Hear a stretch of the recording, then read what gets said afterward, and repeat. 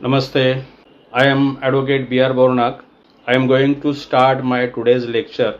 Today's lecture is on funds, their utilization and investment and opening of bank account in cooperative housing society limited.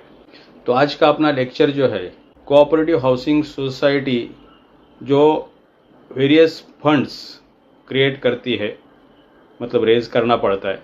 तो various funds cooperative housing societies में कौन कौन से funds raise किए जाते हैं, उसके बारे में बायलॉज में क्या प्रोविजंस है।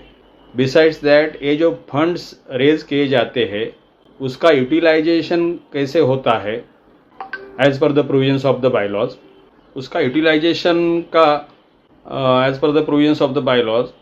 उसके बाद वो जो फंड्स का इन्वेस्टमेंट है वो इन्वेस्टमेंट किस तरह से करना चाहिए। तो regarding funds of cooperative housing society limited, उसके बारे में आज का पूरा लेक्चर हमारा है। उसके अलावा जो सोसाइटी के फंड्स या मेंबर से जो भी पेमेंट मिलता है, चार्जेज जो भी पेमेंट सोसाइटी में आता है वो बैंक में जो डिपॉजिट करने का है, उसके लिए सोसाइटी को जो बैंक अकाउंट ओपन करना पड़ता है उसके बारे में भी कुछ स्पेसिफिक प्रोविजंस है। वो प्रोविजंस भी आज हम देखने वाले हैं ये पूरे लेक्चर में। तो उसमें पहला जो मोड है that is by entrance fee, by way of entrance fee. Entrance fee जब भी नई मेंबरशिप सोसाइटी में होती है वो टाइम सोसाइटी में per member 100 rupees as per the bylaws as on today 100 rupees per member ये एंट्रेंस फीस का चार्जेस है। तो जब भी सोसाइटी में नई मेंबरशिप होती है वो टाइम एंट्रेंस फीस ली जाती है। वो entrance fees is a mode of raising funds of the society. ये एंट्रेंस फीस नए मेंबरशिप के टाइम ही ली जाती है। दूसरा bye way of issuing shares, bye issue of shares. जो शेयर्स इशू करती है मेंबर्स को सोसाइटी, तो आज जो है पर member at least 10 shares at the rate of ₹50 पर शेयर, उसके हिसाब से मुझे यानी शेयर्स इशू करके जो मेंबर्स से पेमेंट कलेक्ट किया जाता है that is also a mode of raising funds for the cooperative housing society. Next है लोन्स एंड सब्सिडीज़। अगर सोसाइटी कुछ लोन्स सब्सिडीज़ लेती है या लोन्स या कुछ गवर्नमेंट स्कीम का सब्सिडी सोसाइटी को मिलता है, एक खास करके जब भी सोसाइटी को बिल्डिंग खुद बांधने का रहता है या कुछ बड़ा काम रिपेयर जैसा काम करने का रहता है वो टाइम है। नॉर्मली आजकल ये लोन सब्सिडीज़ वगैरह नहीं लेती, फिर भी समझो लिया तो वो भी सोसाइटी का एक मोड माना जाएगा रेजिंग ऑफ फंड्स। तो बाय वे ऑफ डिपॉजिट्स, मतलब यहाँ बायलॉ नंबर 7 में डिपॉजिट सोसाइटी को लेने के लिए अलाउ किया है। Generally cooperative housing society deposit नहीं लेती है, लेकिन बायलॉज में और प्रोविज़न किया है कि सोसाइटी जो है वो डिपॉजिट के माध्यम से फंड्स रेज कर सकती है। नेक्स्ट है बाय वॉलेंटरी डोनेशंस। अगर कोई सोसाइटी को वॉलेंटरीली डोनेशन देना चाहता है तो bye way of voluntary donations जो है वो सोसाइटी फंड्स रेज करती है। लेकिन ये जो प्रोविज़न क्या है bye way of voluntary donation, उसके ब्रैकेट में ऐसा लिखा गया है कि but not from transferor and transferee. ये प्रोविज़न ये ब्रैकेट में क्यों लिखा गया है? क्योंकि बहुत सारे सोसाइटी में ऐसा पाया गया है कि जब भी फ्लैट सेल होता है तो प्रीमियम के अलावा जो प्रीमियम अमाउंट गवर्नमेंट ने जो अलाउ की है, मैक्सिमम प्रीमियम अमाउंट कितना लेने का, उससे ज़्यादा अमाउंट दूसरे डोनेशन के माध्यम से, मतलब on the pretext of donation का बहाना बना के या दूसरा कोई वे से वो लोग ज़्यादा पैसा कुछ सोसाइटीज़ चार्ज करती है।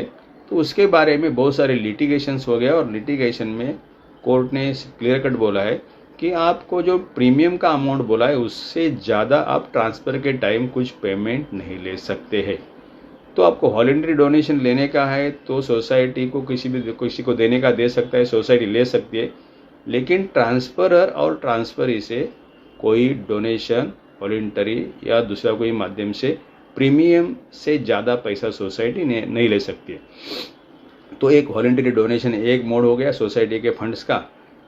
आगे जो है by contributions towards cost of building और बिल्डिंग्स, मतलब जब ये सोसाइटी प्लॉट लेती है और खुद का बिल्डिंग खुद बांधना सोचती है, वो टाइम मेंबर से वो बिल्डिंग बांधने के लिए उनको जो फ्लैट अलॉट होने वाला है उसके जो भी एरिया रहेगा, तो area on the basis of area जो रेट पर स्क्वायर फीट होगा फिक्स हो जाएगा। उसके बेसिस पे मेंबर से बिल्डिंग बांधने के लिए कंट्रीब्यूशन के फॉर्म में सोसाइटी पैसा लेती है, उसको भी एक सोसाइटी का मोड माना जाएगा, mode of raising of funds. आगे जो है by fee on transfer of shares along with occupancy right assignment etcetera, मतलब जब भी हम फ्लैट ट्रांसफ़र करते हैं, मेंबरशिप ट्रांसफ़र हो जाती है, खास करके सेल या गिफ्ट के केस में, वो time fees on transfer which is called as transfer fees ली जाती है। अभी ट्रांसफ़र फीस जो है उसका रेट अभी का एज पर बायलॉज है ₹500। तो ट्रांसफ़र फीस सोसाइटी 500 रुपये लेती है एवरी ट्रांसफ़र के टाइम, खास करके ट्रांसफ़र सेल गिफ्ट के माध्यम से अगर हो गया है तो ये जो ट्रांसफ़र फी आती है @500, वो भी एक mode of raising fund of the society माना जाएगा। उसके अलावा by premium on transfer of occupancy right over the flats, खास करके जब भी ये फ्लैट सेल किया जाता है तो सेल के टाइम, जैसा मैंने अभी थोड़ा टाइम पहले बोला कि सोसाइटी प्रीमियम ले सकती है, और प्रीमियम के लिए रेट्स जो है वो फिक्स किए हैं, उससे ज़्यादा सोसाइटी नहीं ले सकती है। तो वो है म्यूनसिपल कॉरपोरेशन एरिया या डेवलपमेंट अथॉरिटीज़ की एरिया में 25,000 मैक्सिमम अमाउंट है, फिर ए क्लास म्यूनसिपालिटी के एरिया में 20,000 है, बी क्लास म्यूनसिपालिटी के एरिया में 15,000 है, सी क्लास म्यूनसिपालिटी के एरिया में 10,000 है, और म्यूनसिपल काउंसिल या दूसरा कोई एरिया रहेगा ग्राम पंचायत जैसा, उसके वो एरिया में 5,000 रुपीज़ है। तो ये प्रीमियम का अमाउंट गवर्नमेंट ने फिक्स किया है। तो ये जो प्रीमियम सेल के टाइम खास करके transfer of occupancy right over the flat वगैरह सेल के टाइम खास करके ये प्रीमियम लिया जाता है, that is a source of mode of raising funds for a cooperative housing society. उसके आगे दूसरा मोड है by corpus funds from promoter builder. एक कॉर्पस फंड है सोसाइटी को दो टाइम मिल सकता है। एक टाइम जब इस बिल्डिंग बांध के जब सोसाइटी को हैंड ओवर करता है सोसाइटी फॉर्मेशन के बाद, तब कोई बिल्डर चलो बा मेरी तरफ से मेरे सोसाइटी को इतना पैसा देता हूँ, ऐसा करके वो टाइम कॉर्पस मतलब एक लमसम अमाउंट बिल्डर से जो मिलती है ना, उसको कॉर्पस बोलते हैं। तो जब भी नई बिल्डिंग खड़ी होती है, बिल्डर बनता है, आप उसमें फ्लैट्स लेते हैं, वो टाइम कोई बिल्डर अच्छा रहता है, खुशी से वो अपना कुछ पैसा सोसाइटी को 10-20 लाख 25 लाख ऐसा दे के जाता है। तो बोलता है ठीक है मेरी तरफ से आपके सोसाइटी को ले लो, आप सोसाइटी अच्छी तरह से संभालो। वो टाइम जो पैसा दिया जाएगा उसको कॉर्पस बोला जाएगा, जो सोसाइटी के पास रहेगा वो किसी में बांटा नहीं जाएगा, तो वो सोसाइटी का फंड करके सोसाइटी में रहेगा। उसके अलावा कॉर्पस रीडेवलपमेंट के टाइम मिलता है। रीडेवलपमेंट के टाइम जब भी आपकी बिल्डिंग डिमोलिश करके नया बिल्डिंग बांधने का है, वो टाइम आप जो डेवलपर अपॉइंट करते हैं, वो time as agreed upon between the member society and members and the developer जो है, वो टाइम एक कॉर्पस फंड का अमाउंट एक पर्टिकुलर रेट से कॉर्पस फंड का अमाउंट फिक्स किया जाता है। ये समझो अमाउंट ये जो रीडेवलपमेंट के टाइम जो है कॉर्पस फंड जो मिलता है वो कभी कभी डायरेक्ट मेंबर्स को दिया जाता है। जब वो मेंबर्स को दिया जाएगा वो टाइम उसको सोसाइटी का फंड नहीं माना जाएगा। लेकिन कभी कभी क्या है कि वो अमाउंट सोसाइटी को दी जाती है या उसमें से कुछ अमाउंट सोसाइटी को भी दी जाती है, तो सोसाइटी के फंड में वो जमा हो जाएगा। ऐसा अगर कॉर्पस सोसाइटी के फंड में जमा हो रहा है, सोसाइटी के फंड में आ रहा है, ऐसे कॉर्पस फंड को भी हम एक मोड ऑफ रेजिंग फंड मानेंगे। उसके बाद है by any other mode permitted under this bylaws. दूसरा कोई समझो ऐसा इलीगल मोड नहीं है, लीगल वे से अगर आप किसी पैसा ले सकते हैं या कोई पैसा आपको दे रहा है, that will be also mode for raising fund for the society. आगे by way of statutory requirements, और ये मतलब लीगल वे से कोई दूसरा वे से कुछ पैसा मिलता है जनरल बॉडी में आप ये करके डिसीजन लेके, तो भी आप वो फंड का जरिया माना जाएगा, वे माना जाएगा, मोड माना जाएगा। By way of non occupancy charges, leasing, hiring of open spaces. देखो यहाँ कैसा है कि अगर हम इंडिविजुअली फ्लैट अगर हम भाड़े पे देते या लिव एंड लाइसेंस पे देते, तो वो टाइम हमको सोसाइटी को हमारा जो सर्विस चार्जेस है उसके ऊपर 10% eight the rate of 10% society हमसे नॉन ऑक्यूपेंसी चार्जेस ले सकती है। या सोसाइटी के पास भी कुछ ऐसा जगह है जो सोसाइटी लीज करती है या कोई दूसरा हायर करता है सोसाइटी से, ओपन स्पेसिस वगैरह, उसके माध्यम से जो भी सोसाइटी को फंड्स मिल सकते, ये जो है ये भी सोसाइटी के फंड्स के मोड्स माने जाएंगे। और bye way of corpus fund in case of redevelopment, जो मैंने अभी बोला मतलब वो पहला वाला कॉर्पस था खास करके नया बिल्डिंग में बिल्डर देता है, तो अभी इसको हम ले लेंगे रिडेवलपमेंट के टाइम कॉर्पस जो सोसाइटी को मिलेगा, मेंबर्स को नहीं, सोसाइटी के फंड्स में आएगा तो ये हम उसको सोसाइटी का मोड ऑफ फंड मानेंगे। तो कोई समझो रिडेवलपमेंट केस में कोई डेवलपर होकर सोसाइटी को पैसा दे रहा है, या बिल्डिंग बांधने के बाद, कभी कभी ऐसा भी होता है रिडेवलपमेंट के टाइम बिल्डिंग बांधने के बाद चलो वहाँ सोसाइटी वालों ने हमको काफ़ी कोऑपरेट किया और उसकी वजह से हमको थोड़ा प्रॉफिट भी मिला, ऐसा करके अगर कोई बिल्डर रिडेवलपमेंट के बाद सोसाइटी को जब भी नया बिल्डिंग हैंड ओवर करते टाइम बोला कि चलो मेरी तरफ से मैं आपको इतना कॉर्पस देता हूँ, वो टाइम भी वो सोसाइटी के फंड्स में जमा हो जाएगा, उसको भी सोसाइटी का मोड ऑफ फंड माना जाएगा। तो ये जो बायलॉ नंबर 7 में जो मेंशन किए हैं, they are modes of raising funds of cooperative housing society limited. अभी उसमें हम स्पेसिफिक देखें तो स्पेसिफिक में रिजर्व फंड की बात करते हैं। तो रिजर्व फंड के बारे में जो प्रोविजन है वो बायलॉ नंबर 12 में है। तो बायलॉ नंबर 12 में रिजर्व फंड के बारे में क्या बोला कि रिजर्व फंड में कौन कौन सी अमाउंट्स जमा की जाती है। So reserve fund, how the reserve fund shall be constituted, इसके बारे में बायलॉ नंबर 12A में दिया है प्रोविजन। तो उसमें पहला जो है, all entrance fees received by the society from its members, जो मेंबरशिप के लिए एंट्रेंस फीस सोसाइटी को मिलेगी साल भर के पीरियड में 1 अप्रैल टू 31 मार्च है जो अकाउंटिंग ईयर है सोसाइटी का, वो साल में जो भी नई मेंबरशिप सोसाइटी में होती है और उसके लिए उसके मतलब ब्याह पे नए मेंबरशिप के लिए जो सोसाइटी को एंट्रेंस फीस मिलती है, वो सब एंट्रेंस फीस साल के एंड में, जब भी अकाउंट्स आप फाइनलाइजेशन के लेते हैं वो टाइम साल के एंड में सब एंट्रेंस फीस रिजर्व फंड में ट्रांसफर की जाएगी। दूसरा है, all transfer fees received by the society from its members on transfer of the shares along with the occupancy rate। जो ट्रांसफर फीस का बात किया मैं 500 रुपीज़ जो एवरी ट्रांसफर के केस में, खास करके सेल और गिफ्ट के टाइम ट्रांसफर फीस ली जाती है। ट्रांसफर फी का रेट है 500 रुपीज़, ठीक है। तो जो 1 अप्रैल टू 31 मार्च जो भी सोसाइटी में सेल या गिफ्ट से ट्रांसफर हो गए हैं और उसके लिए जो सोसाइटी को एट द रेट ऑफ 500 पर ट्रांसफर जो ट्रांसफर फीस मिल गई, वो भी अकाउंट्स के फाइनलाइजेशन करते टाइम वो साल के एंड में वो रिजर्व फंड में ट्रांसफर किए जाएंगे ये पूरा अमाउंट। फिर all premium received by the society from its members on transfer of their interest in the capital और प्रॉपर्टी ऑफ द सोसाइटी। जो प्रीमियम की अमाउंट है थोड़ी बड़ी होती है, 25,000, 20,000, 15, 10 या 5 का जो मैंने बोला, वो जो प्रीमियम का अमाउंट जो सोसाइटी को मिलता है, खास करके सेल के केस में मिलता है, गिफ्ट में फैमिली मेंबरशिप में गिफ्ट डीड होता है, इसीलिए वो प्रीमियम चार्ज नहीं कर सकती सोसाइटी, तो सेल के केस में खास करके मिलता है। तो प्रीमियम का amount during the year from 1 April to 31 March जो सोसाइटी में जमा हो जाएगा, वो साल के एंड में वो रिजर्व फंड को ट्रांसफर किया जाएगा जो अकाउंट्स का फाइनलाइजेशन करते टाइम। उसके बाद the amounts carried to the set fund from year to year out of the net profit of that year. मतलब यहाँ देखो, हम ईयर एंडिंग को फाइनलाइजेशन करने के लिए लेते हैं तो प्रॉफिट एंड लॉस अकाउंट बनाते हैं हाउसिंग सोसाइटीज़ में, वो इनकम एंड एक्सपेंडिचर अकाउंट बनता है।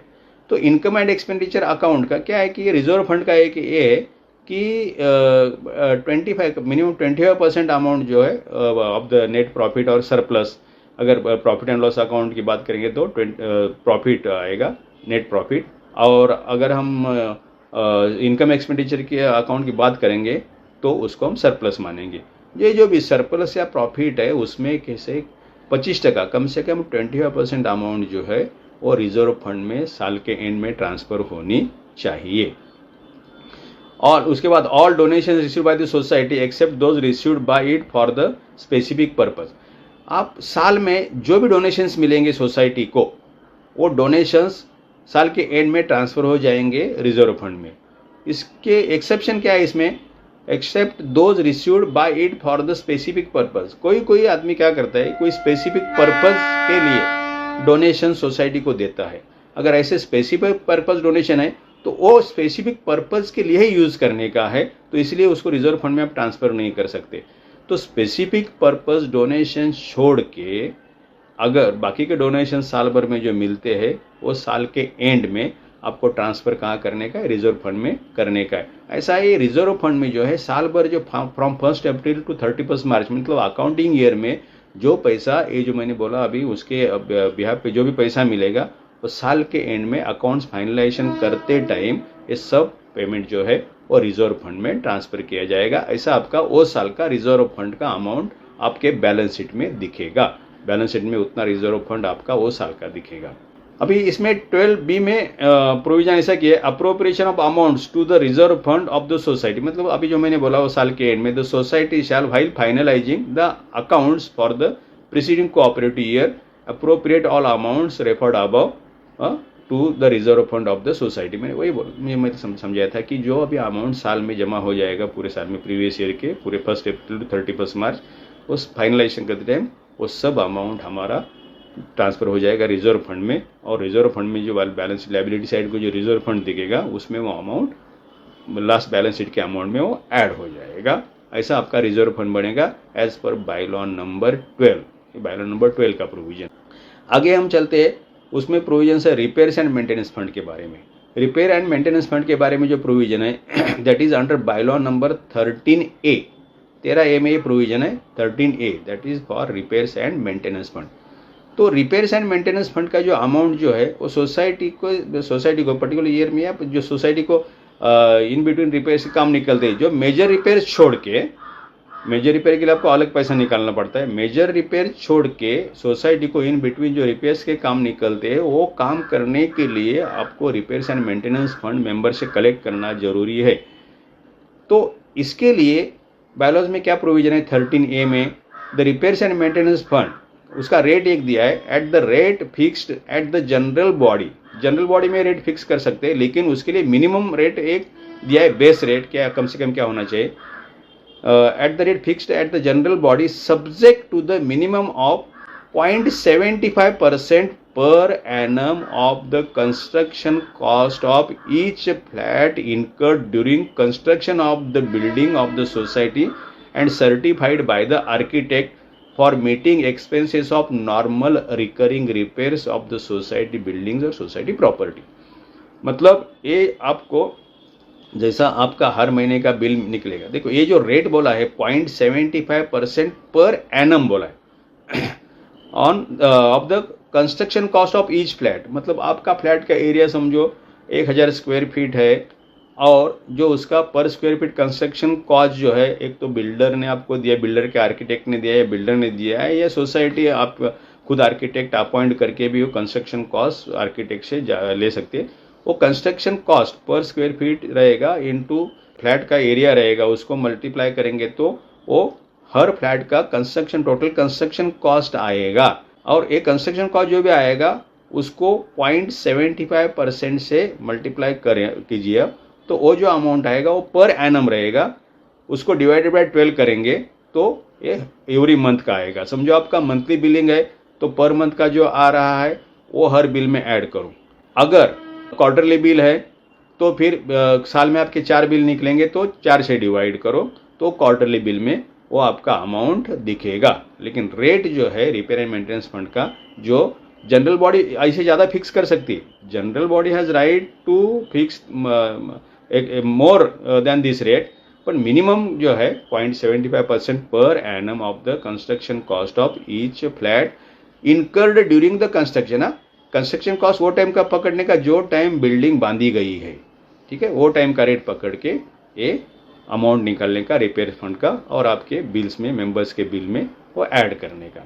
उसके बाद जो है मेजर रिपेयर फंड के बारे में प्रोविजन है, वो खास करके बायलॉ नंबर 13B में है, मेजर रिपेयर फंड जो है। तो मेजर रिपेयर फंड के बारे में क्या प्रोविजन है, मेजर रिपेयर फंड के बारे में कोई स्पेसिफिक रेट नहीं दिया है, क्योंकि मेजर रिपेयर फंड आप कभी निकालते हो, सोसाइटी कभी निकालती है जब भी सोसाइटी का मतलब बिल्डिंग का कंडीशन खराब है और कोई बड़ा रिपेयर का काम सोसाइटी में करना जरूरी है, तो उसके लिए एक बेस होना चाहिए। इसके लिए स्ट्रक्चरल ऑडिट किया जाता है। स्ट्रक्चरल ऑडिट होने के बाद स्ट्रक्चरल ऑडिटर रिपोर्ट देता है अपना, और उसमें वो मेंशन करता है कि आपको क्या क्या काम करने का है, और वो काम करने के लिए एस्टिमेटेड कॉस्ट कितना आएगा, वो टाइम का जो रेट है उसके हिसाब से वो एस्टिमेटेड टोटल कॉस्ट निकालेगा। वो अमाउंट जो है उस जो उतना सोसाइटी को जमा करने का है मेजर रिपेयर के लिए। फिर ये जो अमाउंट मेंबर से निकालने का है, वो मेंबर के फ्लैट का एरिया जो भी है वो एरिया बेसिस पे ये अमाउंट निकालने का है। मतलब आपका फ्लैट अगर 1000 स्क्वायर फीट का है तो आपको 1000 स्क्वायर फीट के हिसाब से आपको मेजर रिपेयर फंड में कंट्रीब्यूट करना पड़ेगा। अगर आपका फ्लैट है 750 का तो वो रेट से करना पड़ेगा, 500 का है 500 स्क्वायर फीट का तो वो रेट से आपको करना पड़ेगा।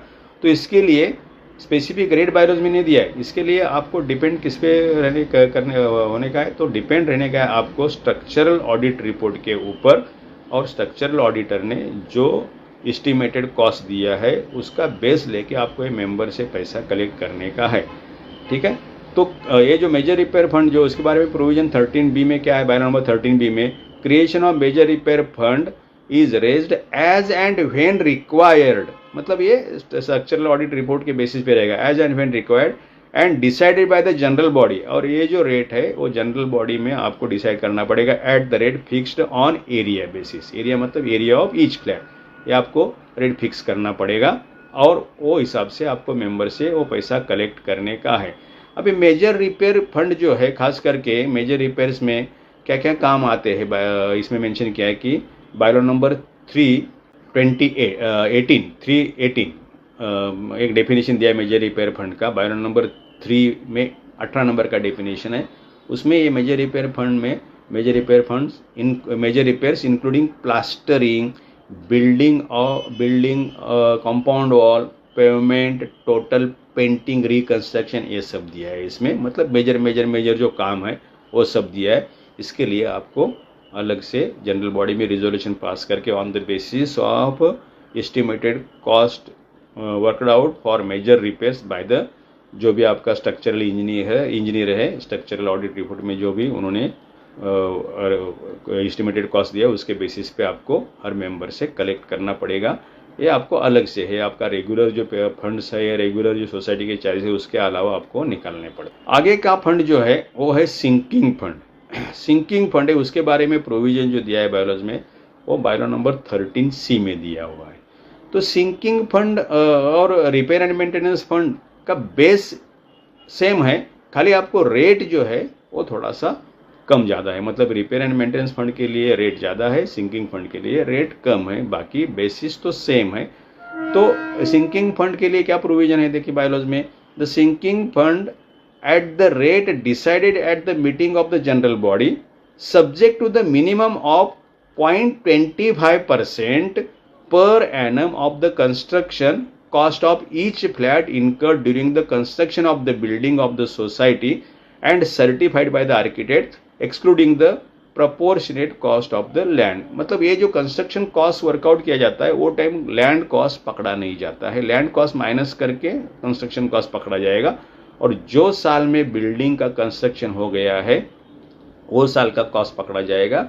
और जो मैंने बोला रिपेयर एंड मेंटेनेंस फंड के लिए, रिपेयर एंड मेंटेनेंस फंड के लिए ये मिनिमम रेट जो है 0.75% है, और सिंकिंग फंड के लिए मिनिमम रेट जो है 0.25% है।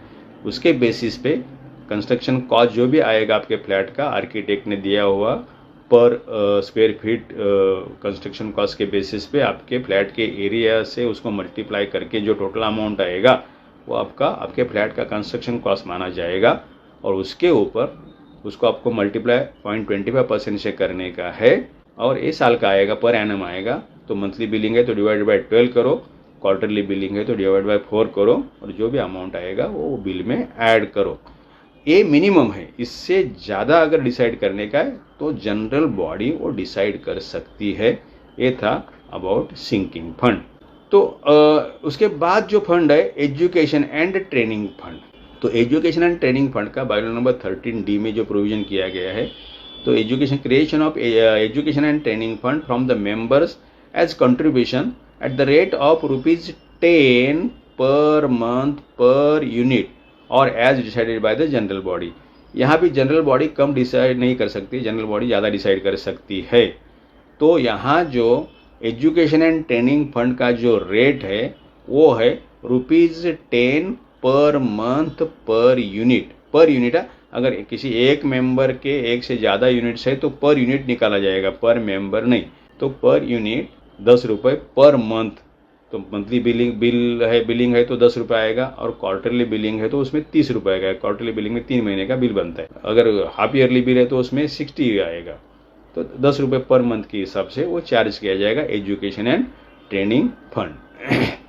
तो एजुकेशन एंड ट्रेनिंग फंड जो निकाला जाता है वो किसके लिए निकाला जाता है कि सोसाइटी में इट इज़ एडवाइजेबल कि एजुकेशन एंड ट्रेनिंग जो है मेंबर्स को या एम्प्लॉयज़ को या मैनेजिंग कमेटी मेंबर्स को देना एक कोऑपरेटिव प्रिंसिपल में उसको इम्पोर्टेंस दिया गया है। जो 7 कोऑपरेटिव प्रिंसिपल्स है उसमें education and training, cooperative education and training एक मेजर प्रिंसिपल है।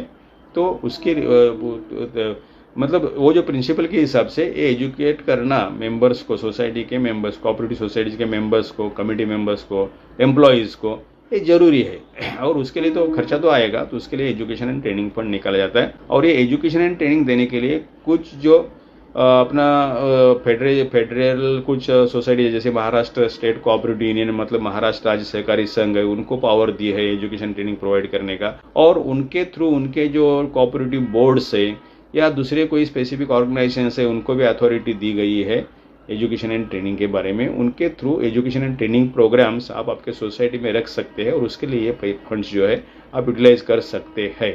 तो education and training fund to provide education and training to the members, committee members and employees, उसके लिए ये प्रोविजन की गई है। अभी हम देखेंगे utilisation of the funds by the society. ये जो फंड्स रेज किए जाते हैं या कलेक्ट किए जाते हैं मेंबर से, वो कैसे यूटिलाइज किया जाएगा, utilisation of the funds by the society.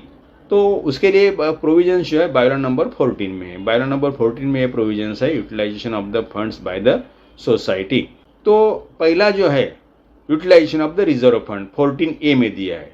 14A में utilisation of the reserve fund जो है आप किसके लिए यूज कर सकते हो उसके बारे में 14A बायलॉ नंबर 14A में प्रोविजन दिया है। वो क्या बोलता है provision, the reserve fund of the society may be utilised for the expenditure on repairs, maintenance and renewals of the society's property.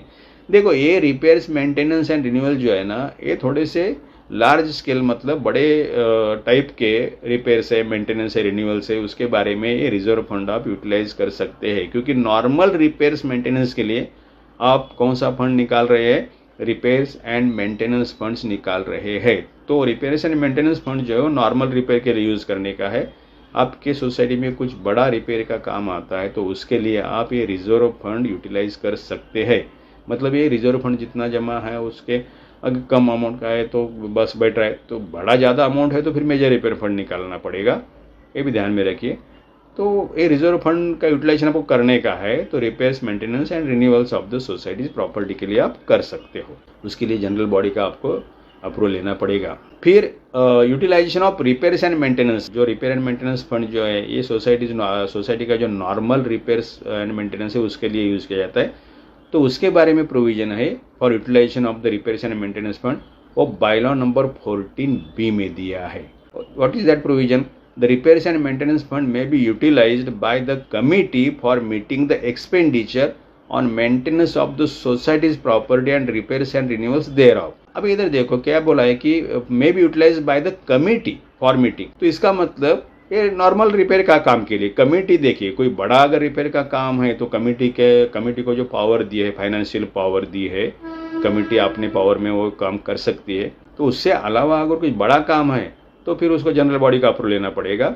बाकी जो छोटे छोटे रिपेयर्स के काम है जो कमेटी के फाइनेंशियल पावर में बैठते हैं वो कमेटी खुद डिसीजन लेके कर सकती है और उसके लिए ये रिपेयर एंड मेंटेनेंस फंड जो है वो यूटिलाइज कर सकती है। इसलिए स्पेसिफिकली मैं उसमें मेंशन किया है कि the repairs and maintenance fund may be utilise by the committee for meeting the expenditure on maintenance of the society's property and repairs and renewal से छोटे छोटे टाइप का जो कमिटी के पावर में बैठता है उसके लिए वो कर सकती है सोसाइटी उसका यूटिलाइजेशन। आगे जो है सिंकिंग फंड के बारे में, utilisation of the sinking fund, उसके बारे में प्रोविजन जो है बायलॉ नंबर 14C में है। 14 में जो provision for utilisation of the sinking fund, what is that provision?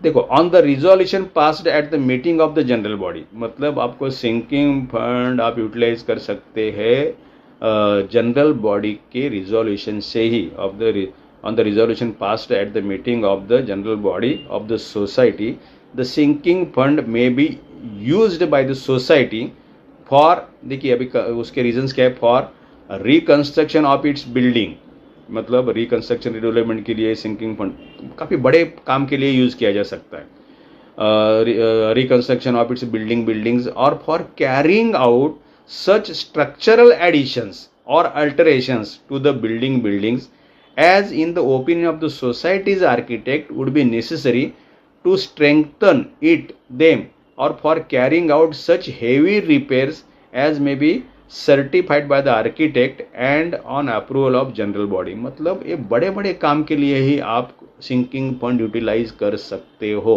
Sinking fund छोटे रिपेयर के लिए या थोड़ा बड़े पैमाने पे जो मेजर रिपेयर जैसे आता है उसके लिए, उसके अलावा आप ये देखो रिकंस्ट्रक्शन के लिए आपको यूज़ करने का, या स्ट्रक्चरल एडिशन और अल्टरेशन, मतलब आपकी बिल्डिंग में कुछ स्ट्रक्चरल एडिशन अल्टरेशन करने का, उसके लिए आप कर सकते हैं, या कि स्ट्रेंथनिंग के लिए बिल्डिंग का, मतलब आपका आरसीसी जो कॉलम्स वगैरह, आरसीसी मेंबर्स जो है, आरसीसी स्ट्रक्चर अगर ख़राब हो गया तो उसको गनाइटिंग वगैरह करना पड़ता है, तो उसको हम स्ट्रेंथनिंग वगैरह बोलते हैं, तो उसके लिए यूज़ कर सकते हैं। या कोई हेवी रिपेयर्स रहेगा सोसाइटी में करने का है, तो अगर आर्किटेक्ट ने सर्टिफाई किया और जनरल बॉडी ने अप्रूव किया, तो ऐसे हेवी रिपेयर्स के लिए आप ये सिंकिंग फंड यूटिलाइज कर सकते हैं। मतलब आपको देखो, sinking fund, major repair fund या रिजर्व फंड, एक 3 फंड की बात करने का रहेगा, तो ये बड़े काम के लिए ही आपको यूटिलाइज करने का, छोटे काम के लिए यूटिलाइज करने का नहीं, उसके लिए रिपेयर एंड मेंटेनेंस फंड है आपका। उसके बाद जो आता है एजुकेशन एंड ट्रेनिंग फंड का, utilisation of education and training fund, उसके बारे में जो प्रोविजन है, that provision is under bylaw number 14D। तो मैंने अभी बोला कि एजुकेशन एंड ट्रेनिंग फंड जो है वो यूटिलाइज किया जाता है कि मेंबर्स को सोसाइटी में आप उसके बारे में एजुकेशन एंड ट्रेनिंग के आप सेमिनार सेशंस रख सकते हैं सोसाइटी में, और उसमें मेंबर्स का ट्रेनिंग आप रख सकते हैं, कमेटी मेंबर्स का ट्रेनिंग रख सकते हैं, एम्प्लॉयज जो है उसका ट्रेनिंग रख सकते हैं। उसके लिए आपको पैसा यूज़ करने का है एजुकेशन एंड ट्रेनिंग फंड का, जो per month eight the rate of 10 rupees per unit आप जो कलेक्ट कर रहे हो। दूसरा जो प्रोविज़न है इसमें, एक 14E में जो प्रोविज़न किया गया है, 14 बाय लॉ नंबर 14E में, that is utilisation of all funds with the prior permission of general body. खाली वो जो रिपेयर एंड मेंटेनेंस फंड का पावर कमेटी को दिया है, जो कमेटी के पावर में बैठता है उतना ही है, उसके ऊपर अगर है वो भी यूज़ करने का है तो फिर जनरल बॉडी का अप्रूवल लगेगा। इसलिए प्रोविजन क्या क्या है 14E में, utilisation of all funds with prior permission of general body. तो जनरल बॉडी का परमिशन, मतलब जनरल बॉडी मीटिंग में आपको रिजोल्यूशन पास करके ये फंड से स्पेसिफिक जो काम के लिए यूटिलाइज करने का है वो कर सकते हैं। तो ये जनरल बॉडी का जो अप्रूवल है, पहला क्या था इसमें, पहले बायलॉज में हम देखेंगे, जुने बायलॉज में अगर रेफर करेंगे हम, तो उसमें with the prior permission of the registrar ऐसा लिखा था। तो अगर कुछ बड़ा काम करने का है तो वो टाइम एवरी टाइम रजिस्ट्रार के पास जाके रजिस्ट्रार को एप्लीकेशन करके उनका परमिशन लेना पड़ता था, फिर वो टाइम पे फिर परमिशन मिलेगा नहीं मिलेगा, बहुत सारे ये थे। इसलिए गवर्नमेंट ने बाद में एक डिसीजन लिया कि नहीं हुआ बेबी, इसका पावर सोसाइटी का पैसा है, तो ये हम जो पावर है, अथॉरिटी जो है वो जनरल बॉडी को देते हैं, क्योंकि general body is the supreme authority as per the law.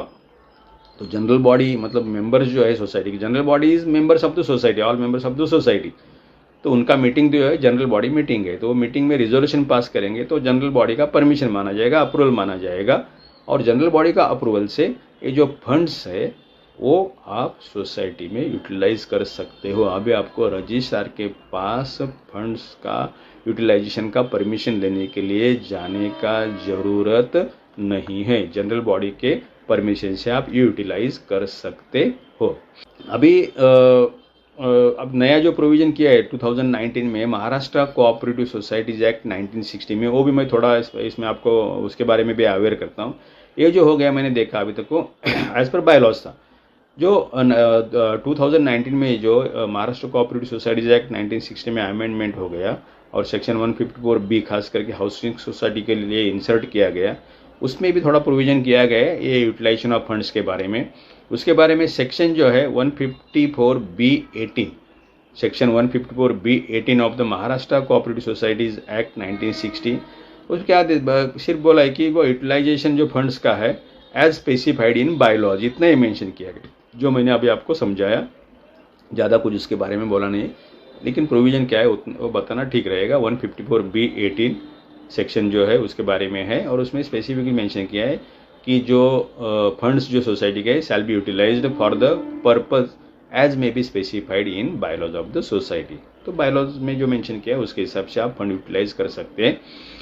अब उसमें एक प्रोविजो दिया है आगे, provided that the corpus fund may be utilised for the purpose as may be decided in the general meeting of the society. तो corpus fund मतलब जो builder से मिलता है बड़ा अमाउंट, नया बिल्डिंग है या रिडेवलपमेंट के बारे में जो बिल्डिंग है या बिल्डर से जो मिलेगा, तो वो अगर सोसाइटी में यूज़ करने का है कोई काम के लिए तो वो जनरल बॉडी डिसाइड करेंगी और जनरल बॉडी जैसा डिसाइड करेगी उसके हिसाब से उसका यूटिलाइजेशन कॉर्पस फंड का हो जाएगा। अभी हो गया modes of raising funds, different funds के बारे में हो गया, यूटिलाइजेशन के बारे में हो गया। अभी समझो जो फंड्स के अगेंस्ट आप पैसा कलेक्ट कर रहे हैं, मेंबर सोसाइटी को पैसा दे रहे हैं, वो यूटिलाइज करके कुछ फंड्स अनयूटिलाइज रह गए समझो, या मेजर रिपेयर फंड का पैसा आप थोड़ा ज़्यादा 1-2 साल 3 साल के लिए आप कलेक्ट करना चाहते हैं तो फंड सोसाइटी में पड़े रहेंगे तो सब के सब फंड्स यूटिलाइज नहीं होते। तो जो भी फंड सोसाइटी में अनयूटिलाइज होके अनयूज्ड होके सोसाइटी में पड़े रहते तो वो फंड्स को ऐसा ही सेविंग अकाउंट में नहीं रखने का जहाँ इंटरेस्ट रेट कम मिलता है, तो उसको इन्वेस्ट करने का है। तो जो भी सोसाइटी के सरप्लस मनी रहेगा, सरप्लस फंड्स रहेंगे जो अनयूटिलाइज रहेंगे, उसको इन्वेस्ट करना पड़ेगा। तो इन्वेस्टमेंट ऑफ फंड्स के बारे में भी प्रोविजंस किया गया है बायलॉज में। उसके बारे में बायलॉ नंबर 15 जो है 15, उसमें प्रोविजन किया गया है इन्वेस्टमेंट ऑफ सोसाइटी फंड्स। तो बायलॉ नंबर 15 क्या बोलता है कि the funds of the society when not employed in its business may be invested और deposited as required under section 70, और नया प्रोविजन भी उसके बारे में किया है अंडर सेक्शन 154B17। सेक्शन अभी 70 भी एप्लीकेबल है और 154B17 भी एप्लीकेबल है, क्योंकि 17 सेक्शन जो है वो हाउसिंग को एप्लीकेबल नहीं, ऐसा नया अमेंडमेंट में मेंशन नहीं किया गया है। तो 70 के हिसाब से और 154B17 के हिसाब से आपको इन्वेस्ट करना पड़ेगा, डिपॉजिट में रखना पड़ेगा। Provided that the societies funds collections shall be invested on long term basis में बोला है कि आपको इन्वेस्टमेंट करने का तो लॉन्ग टर्म बेसिस पे करो, along with the interest earned thereon, मतलब उसके ऊपर अच्छा खासा इंटरेस्ट मिलेगा, ऐसा आप इन्वेस्ट करो by one of the modes permitted under the said sections. तो सेक्शन 70 या 154B17 में कुछ मोड्स दिए, खास करके 154B17 के में खास मोड्स दिए हैं कि कहाँ आप वो इन्वेस्ट कर सकते हैं। तो सेक्शन 154B17 है, उसमें ऐसा प्रोविजन किया गया है सोसाइटी शैल इन्वेस्ट और deposit it's funds in one और मोर ऑफ द फॉलोइंग। तो उसके बारे में उन्होंने डिपॉजिट के लिए फंड्स मोड्स जो दिए हैं, वो मोड्स कौन कौन से हैं? In a district central cooperative bank, the state cooperative bank having awarded at least A audit class in last 3 consecutive years। देखो, आपको डिस्ट्रिक्ट सेंट्रल कोऑपरेटिव बैंक में पैसा आप इन्वेस्ट कर सकते हो, स्टेट कोऑपरेटिव बैंक में आप कर सकते हो पैसा इन्वेस्ट, तो जिसको लास्ट 3 ईयर्स में ए ऑडिट क्लास है, ठीक है। तो ए ऑडिट क्लास जो डिस्ट्रिक्ट सेंट्रल कोऑपरेटिव बैंक को है वहाँ या स्टेट कोऑपरेटिव बैंक में आप ये जो पैसा सरप्लस फंड जो आपके पास वो इन्वेस्ट कर सकते हो। If no such central cooperative bank is available in district then any nationalise bank. अगर आपकी सोसाइटी ऐसी जगह में है जहाँ ये डिस्ट्रिक्ट सेंट्रल कोऑपरेटिव बैंक या स्टेट कोऑपरेटिव बैंक का ब्रांच नहीं है, तो वो केस में आप नेशनलाइज बैंक में उसको डिपॉजिट करने का, लॉन्ग टर्म डिपॉजिट में जहाँ इंटरेस्ट अच्छा खासा मिलेगा। दूसरा उसमें दिया है कि in any of the securities specified in section 20 of the Indian trust act 1882। अब इसमें सब गवर्नमेंट सिक्योरिटीज़ का जिक्र किया है, तो उसमें तो कोई सोसाइटी प्रेफर नहीं करती है, जो अपने कन्वीनियंस के हिसाब से डिस्ट्रिक्ट सेंट्रल कोऑपरेटिव बैंक या स्टेट कोऑपरेटिव बैंक या नेशनलाइज बैंक में डिपॉजिट कर सकते हैं आप लोग। या उसमें ऐसा बोला है कि इन द शेयर्स और सिक्योरिटी बॉन्ड्स और debentures issued by any other society with limited liability, मतलब दूसरा कोई कोऑपरेटिव सोसाइटी जो लिमिटेड लायबिलिटी सोसाइटी है जो शेयर्स इशू कर रही है या बॉन्ड्स सिक्योरिटी बॉन्ड्स इशू कर रही है या डिबेंचर इशू कर रही है, उसमें आप इन्वेस्ट कर सकते हो। या इन any other mode permitted by the rules और bye general or special order issued in that behalf by the state government. तो ठीक है, मोड्स तो काफ़ी सारे दिए हैं, लेकिन हम सोसाइटीज़ वाले क्या करते प्रेफर करते, either district central cooperative bank prefer करेंगे या स्टेट कोऑपरेटिव बैंक प्रेफर करेंगे या नेशनलाइज बैंक प्रेफर करेंगे, क्योंकि ये हमको ज़्यादा कन्वीनियंट है, तो उसके हिसाब से हमारा इन्वेस्टमेंट रहता है। तो this provision was about investment of funds, और सेक्शन 154B17 जो 2019 के अमेंडमेंट में खास करके इंसर्ट किया गया, उसमें ये प्रोविजन क्लियर कट की गई है। तो उसके बाद हम देखेंगे कि अब ये हो गया फंड्स के बारे में सब, modes of raising the funds हमने देखा, उसके बारे में डिफरेंट टाइप्स ऑफ फंड्स के बारे में देखा, उसका यूटिलाइजेशन देखा, उसके बारे में इन्वेस्टमेंट देखा। तो यहाँ मुझे ये लेक्चर में और एक चीज़ बताना जरूरी मैं समझता हूँ, जो कन्फ्यूजन काफ़ी सोसाइटीज़ में है इसके बारे में, तो वो थोड़ा मैं क्लियर करना चाहता हूँ। वो है opening of bank account and investment of funds.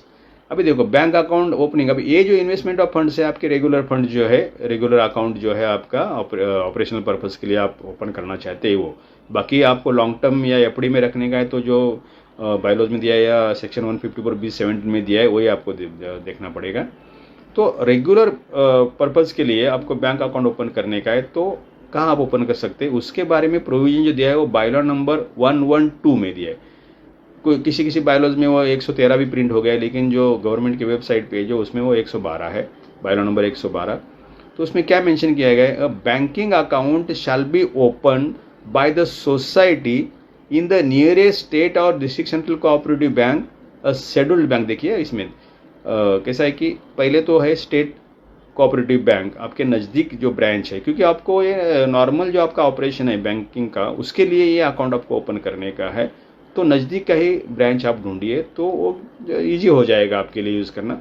तो नियरेस्ट स्टेट कोऑपरेटिव बैंक में आप अकाउंट ओपन कीजिए या डिस्ट्रिक्ट सेंट्रल कोऑपरेटिव बैंक में कीजिए, आपके नज़दीक जो है। हम mostly district central cooperative bank में ओपन करते, कोई सोसाइटी के नज़दीक स्टेट कोऑपरेटिव बैंक का भी ब्रांच रहता है तो वो टाइम वो हम प्रेफर करते। या शेड्यूल्ड बैंक, देखिए ये शेड्यूल्ड बैंक, पहले इसमें शेड्यूल्ड कोऑपरेटिव बैंक था, लेकिन अभी वो निकाल के शेड्यूल्ड बैंक, मतलब अभी शेड्यूल्ड बैंक का जो आरबीआई का नॉर्म्स है, आपको मालूम है कि कुछ 100 करोड़ के ऊपर डिपॉजिट्स अगर वो बैंक के पास है, बैंक ने है कि कलेक्ट किया है, तो उसको शेड्यूल्ड बैंक माना जाता है। ये क्राइटेरिया आरबीआई का है। आरबीआई ये जो नॉर्म्स है शेड्यूल्ड बैंक के वो चेंज भी कर सकती है। तो मतलब जो मेरे नॉलेज में है उसके हिसाब से मैं बोल रहा हूँ कि आरबीआई के क्राइटेरिया से डिपॉजिट बेसिस पे जो बैंक को आरबीआई शेड्यूल्ड बैंक का स्टेटस देती है, और वो बैंक भी लिखते भी देखो, मतलब यहाँ सिर्फ शेड्यूल्ड बैंक लिखा है, शेड्यूल्ड बैंक, यहाँ स्पेसिफिक कोऑपरेटिव बैंक ऐसा नहीं लिखा है। तो scheduled bank can be a private bank also, तो शेड्यूल्ड बैंक इतना ही मेंशन किया है। तो इसलिए आजकल आईसीआईसीआई बैंक, एचडीएफसी बैंक वगैरह प्राइवेट बैंक में भी लोग अकाउंट ओपन कर रहे हैं, और उसके बारे में कुछ क्वेश्चंस भी किए जाते हैं। लेकिन आप ये बायलॉ नंबर 112 का प्रोविजन बताइए कि यहाँ सिर्फ शेड्यूल्ड बैंक लिखा है, तो शेड्यूल्ड बैंक आरबीआई के नॉर्म से कौन से भी बैंक हो सकते हैं अगर वो आरबीआई के नॉर्म्स फुलफिल करती है तो ये आपके पास डिफेंस रहता है। तो जो प्राइवेट बैंक में अकाउंट ओपन कर रहे हैं उनके लिए डिफेंस रहेगा। लास्ट बायलॉज में ये शेड्यूल्ड कोऑपरेटिव था, अभी वो निकाल के सिर्फ शेड्यूल्ड बैंक रखा है। और having awarded A audit class in the last 3 consecutive years, मतलब लास्ट, ये तो नॉर्म क्राइटेरिया है कि लास्ट कंजिक्यूटिव 3 ईयर्स में उनको ये ऑडिट क्लास होना चाहिए। मतलब nearest state cooperative bank, district central cooperative bank, scheduled bank having awarded A audit class in last 3 consecutive years. उसके अलावा नेशनलाइज बैंक में भी आप अकाउंट ओपन कर सकते हो, तो नेशनलाइज बैंक में वो तो मोस्ट प्रोटेक्टेड बैंक है। And in any other made permitted by general or special order of the state government as provided under section 70 of the act, मतलब Maharashtra cooperative societies act, and the account shall be operated, ये जरूरी है, the account shall be operated upon and all acquittances and discharges shall be signed by the secretary jointly with the chairman और treasurer। देखो bylaw number 112 में एक clear cut provision है कि society का अकाउंट जो ऑपरेट करने का जो मोड है शैल बी साइंड मतलब by the with the signature of the secretary jointly with the chairman और ट्रेजरर। सेक्रेटरी को और में रखा नहीं है, तो सेक्रेटरी का सिग्नेचर मैंडेटरी है along with secretary jointly with the chairman और ट्रेजरर। चेयरमैन और ट्रेजरर को ऑप्शन में रखा गया है।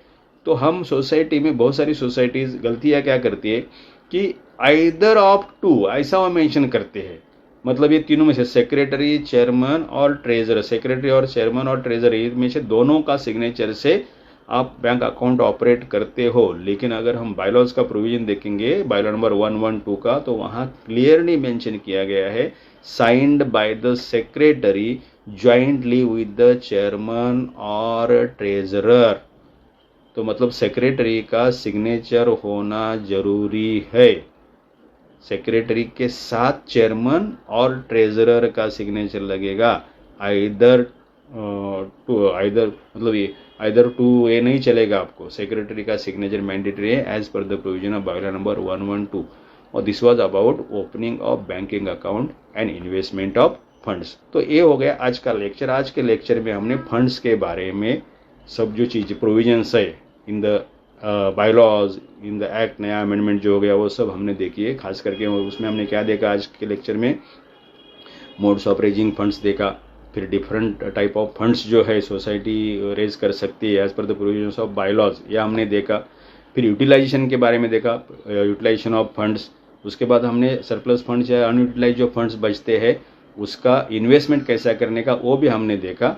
और उसके बाद आपको बैंक अकाउंट जो ऑपरेट करने का, बैंक अकाउंट जो आपको ओपन करने का है बैंक में, उसके बारे में प्रोविजन देखा। और वो बैंक अकाउंट कौन ऑपरेट करेगा उसके बारे में भी हमने देखा। तो आज का ये जो लेक्चर है वो था फंड्स के ऊपर। तो today's lecture ends here. Thank you very much.